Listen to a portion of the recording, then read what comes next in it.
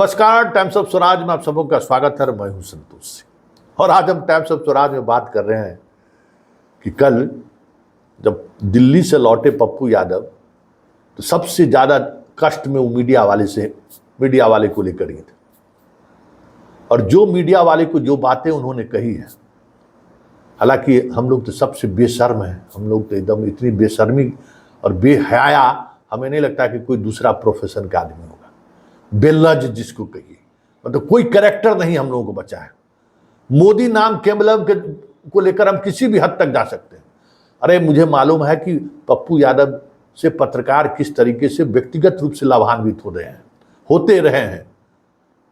कौन ऐसा पत्रकार है जो व्यक्तिगत रूप से लाभान्वित नहीं हुआ है पप्पू यादव से? कई पत्रकारों का तो रोजी रोटी चल रहा है पप्पू यादव के साथ। लेकिन जैसे ही एक खबर आई सब पलट गया। अरे खबर का तहकीकात तो कर लेते कि आखिर क्या वजह है, पप्पू यादव पर अचानक 10 साल बाद रंगदारी मांगने का केस कैसे हो गया। जो व्यक्ति रंगदारी मांगने का केस कर रहा है उसकी क्या हैसियत है, वो किस तरीके का व्यक्ति है। क्योंकि भाई पप्पू यादव पर आप खबर चलाने जा रहे हैं तो जैसी भाई कोई अगर बीजेपी का सांसद रहता तो चौवा लगता है, कोई चलाता खबर है, चलावे ना भाई कि सतीश दुबे पर कितना आपराधिक मामला है, नित्यानंद राय पर कितना आपराधिक मामला था है, उसको कैसे आप मंत्री बना दिए। कभी किसी दिन देखे चलाते हुए हैं इन लोगों पर क्या मामला है, सो कभी क्या रहा है, इन लोगों की बैकग्राउंड क्या रहा है। सो शोभा हटकर बहुत कुछ बता देंगे, लेकिन कभी इस साहस किया नहीं। तो पप्पू यादव जी को भी सांप को दूध पिला रहे थे तो भोग लिए। लेकिन सबसे इतर और सबसे महत्वपूर्ण बात यह है कि आखिर एक आवेदन पर सांसद पर इस गंभीर मामला कैसे दर्ज हो गया?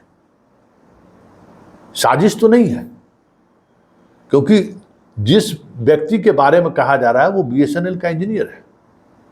उसके माध्यम से मांगा गया एफआईआर की कॉपी अगर आप देखिए तो किसी सांसद को आप इस तरीके के गंभीर मसले में एक्यूज बना रहे हैं तो हमें लगता है कि ये तो प्रारंभिक ड्यूटी है आपको कि इस मामले की पहले तहकीकात कर दें कि कुछ भी आवेदन देगा एफआईआर दर्ज कर देंगे। अगर ऐसा एफआईआर बिहार में दर्ज होता हो तो चलिए कोई बात नहीं है, आप भी उस पप्पू यादव का आवेदन मिला दर्ज कर दिए। लेकिन ऐसी बात तो नहीं है। एफआईआर दर्ज करने के लिए तो नाक रगड़ना पड़ता है, पैरवी कराना पड़ता है, तब एफआईआर दर्ज होता है।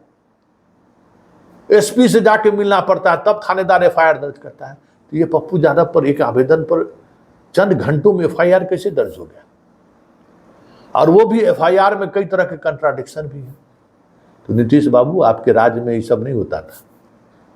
आपके राज्य में जो हो रहा है ना, सब कुछ बेलगाम हो चुका है। पुलिस पर जल्दी कंट्रोल कीजिए। और आपका जो पूर्णिया एसपी जो कार्रवाई किया है वो अभी भ्रम में है। हमें लगता है उनको भ्रम से बाहर निकलना चाहिए कि नीतीश कुमार कभी इस तरह की चीज़ों को टॉलरेट नहीं करते हैं। ये अलग बात है कि नीतीश बाबू अब उस मानसिक स्थिति में नहीं है। पप्पू यादव अगर इस तरीके का क्राइम किया है तो कार्रवाई होनी चाहिए और जोरदार कार्रवाई होनी चाहिए। लेकिन जिस तरीके से रिलीज जारी किया गया, देखिए संदेह यहीं पर व्यक्त हो रहा है कि भाई समान तौर पर एफआईआर दर्ज हुआ, बात खत्म है। लेकिन पूर्णिया पुलिस की तरफ से रिलीज जारी होना, एफआईआर दर्ज हुआ है, ये अपने आप में बड़ी बात है। और यही संदेह पैदा लेता है कि कुछ न कुछ खेला हो रहा है, इसके पीछे कुछ न कुछ साजिश है। तो क्या ये माना जाए कि इस एफआईआर के सहारे पप्पू यादव आने वाले समय में जो आम लोगों के मसले को लेकर जो लगातार सड़क पर उतरते रहे हैं उसे रोकने की साजिश तो नहीं है? या फिर पप्पू यादव जिस तरीके से चुनाव जीत कर आए हैं उस स्थिति में पूरे प्रदेश में जिस अंदाज में लॉ एंड ऑर्डर बेपटरी हो रहा है, रोजाना पप्पू यादव पहुंचकर कुछ सियासत को दूसरी दिशा तो नहीं देने का खतरा महसूस नहीं हो रहा है? बहुत सारी ऐसी बातें हैं। क्योंकि पप्पू यादव पर इस तरीके का एफआईआर दर्ज होना अपने आप में एक बड़ा सवाल है। पप्पू यादव का पास्ट क्या है हर किसी को पता है, लेकिन 10 वर्षों से पप्पू यादव का प्रेजेंट क्या है ये भी लोग देख रहे हैं। और एक सांसद पर इस तरीके का एफआईआर दर्ज करना बिना जांच किए हुए, ये अपने आप में एक बड़ा सवाल है। इसलिए कहा जा सकता है कि ये सारा खेल कहीं पप्पू यादव के राजनीतिक जो एक सफर की शुरुआत हुई है, जद्दोजहद के साथ सरकार भी खिलाफ में थी, विपक्ष भी खिलाफ में था, ऐसा भी हुआ है कि किसी उम्मीदवार के खिलाफ सरकार भी हो और विपक्ष भी हो, और उसके बाद वो उम्मीदवार अगर जीत जाए तो फिर रोकने का तो यही सब तरीका हो सकता है। खैर, मसला जो भी हो, लेकिन इसकी जांच होनी चाहिए, और जांच में पुलिस को नीतीश कुमार के उस कथन को याद रखना चाहिए कि न मैं किसी को फंसाता हूं न किसी को बचाता हूं, याद रखनी चाहिए। क्योंकि ये मसला जिस तरीके से उठा है, हमें नहीं लगता है कि पप्पू यादव को जानने वाले लोग, पूर्णिया वाले लोग, तो हर किसी से बात हो रही है, सब लोग बता रहे हैं कि साजिश किस तरीके की है, लेकिन प्रदेश भी समझ रहा है कि पप्पू यादव को लेकर ये चीज़ें जो सामने आई हैं वो क्यों आई हैं और इसके पीछे कौन लोग हो सकते हैं। सुन लीजिए पप्पू यादव और एसपी क्या कह रहे हैं पूर्णिया। लोग इस तरह की चैनल्स को और सोशल मीडिया से भगवान बचाए। मैं पैर पकड़ता हूँ चैनल के साथियों को, आप लोगों की मदद सिर्फ पप्पू यादव करता है। एक घर तो डनिया बकसिए, एक को घर तो बकस दिया कीजिए, किसी को आप लोग नहीं छोड़ते हैं। आप लोग किसी के हैं या नहीं? साजिश के तहत हुई है क्या? साजिश है भैया, फिर वही बात, आप लोग किसी के हैं कि नहीं, हम आप लोगों के बारे में जानना चाहते हैं। आप लोग का ये किसी का है कि नहीं? जिस थाली में खाते हैं उसी में आप लोग छेद करते हैं। हाँ?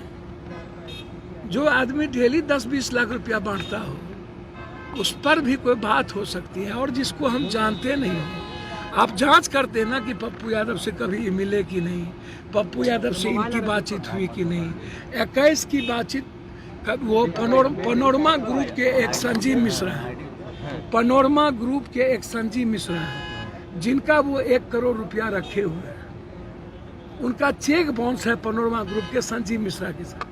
शैलेंदर नाम का एक लड़का है मधेपुरा का, वो भी बिजनेसमैन है, उसका भी चेक बाउंस है। 21 में एक पंचायती हुई थी जिसमें उनको पनोरमा के संजीव मिश्रा का पैसा देने की बात, संजीव मिश्रा मारपीट कर रहा था तो हम ही बचाव करके बोले भैया पैसा दे दो, मारपीट मत कीजिए। 21 के बाद आज तक कभी जाने नहीं, समझे नहीं। 24 में उस दिन कौन अमित उसको क्या फोन किया, एसपी साहब से हम हाथ जोड़ के पूछते हैं और डीआईजी साहब से कह देंगे कोई फल्ला आदमी आपके कौवा कान लेके चला गया तो आप एफआईआर लॉन्च करिएगा। और उस आदमी से, जिस आदमी ने, जिसका केस दर्ज है, एक पंडित जी ने केस दर्ज किया है, ब्राह्मण को माँ बहन लगा के गाली दिया हुआ है, वीडियो वायरल है, जिसने अपने शाहरुख की बेटी को भाग गया, प्रेगनेंसी कर दी। शाहरुख ने केस किया है कोढ़ा थाना में। जो लड़की के साथ सिल्लीगुड़ी में पकड़ाया वो केस है। और उस आदमी के अथॉरिटी जो डेली दारू पीता है, लकड़ी चीरता था मधेपुरा में, कहाँ से पैसा आया? लकड़ी का वो व्यापारी। तो ऐसे बकस दीजिए, मैं पैर पकड़ता हूँ आप लोगों से, आपकी छवि खराब करने की कोशिश की मैं पैर पकड़ता हूँ।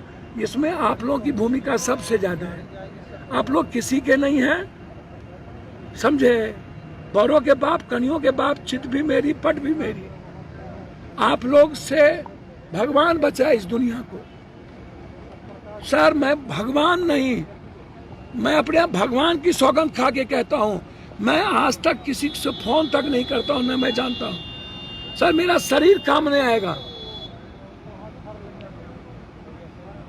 और उसके बाद जो मन में आता है सो करते हैं। सर आप लोग आदमी हैं, क्यों टॉर्चर करते हैं सबको? क्यों जीने नहीं देते हैं किसी को? साला इससे बदतर तो मौत है। अब जाके पता करिए कौन कौन लोग हैं इसमें साजिश। कल एक फर्नीचर व्यवसायी के द्वारा माननीय सांसद पप्पू यादव जी और उनके सहयोगी के ऊपर रंगदारी मांगने का आरोप लगाते हुए एफआईआर दर्ज कराया गया है। और अभी पुलिस एफआईआर दर्ज कर उसमें अनुसंधान कर रही है, और अनुसंधान के उपरांत जो भी फैक्ट सामने आएगा उसके आधार पे हम लोग आगे की कार्रवाई करेंगे। तो क्या लग रहा है? क्या नहीं लग रहा है, नहीं, जो अभी अनुसंधान में कुछ फैक्ट जो आना है वो फैक्ट के आधार पे तय होगा कि जो आरोप लगाया गया वो सही है या नहीं, और अगर सही है तो उसके अकॉर्डिंग कार्रवाई होगी, नहीं है तो उसके अकॉर्डिंग। आरोप सर किस तरह का लगाया? आरोप रंगदारी मांगने का आरोप है कि 2021 में कई बार बोला गया था, उसके बाद 2023 में भी उस संबंध में गाली गलौज किया गया था। फिर इलेक्शन के पहले भी मांगा गया था, और उसके बाद काउंटिंग खत्म होने के उपरांत भी उनके सहयोगी के द्वारा एक फोन किया गया था। तो अभी तक आरोप यही है और उस संबंध में हम लोग जांच कर रहे हैं, उसके अकॉर्डिंगली हम लोग कार्रवाई। सुरक्षा की गुहार लगाई है। हाँ, सुरक्षा की भी गुहार लगाई है, तो उसके अकॉर्डिंगली हम लोग जो नियम संगत सुरक्षा व्यवस्था है वो उसके अकॉर्डिंगली हम लोग प्रोवाइड किया है। सर ये बताया जा रहा है कि जो सहयोगी है वो BSNL में SDO है। हाँ, आरोप जो FIR के कंटेंट है उसके हिसाब से और उसके द्वारा जो कंप्लेनेंट है उनके द्वारा बताया गया है कि जो अमित यादव नाम का जो व्यक्ति है वो BSNL में किसी पोस्ट पे कार्यरत है। अब तक का कुछ अनुसंधान पता चला? हाँ, नहीं, अभी कुछ क्लियर नहीं हुआ है, उसके अकॉर्डिंगली हम लोग देख रहे हैं।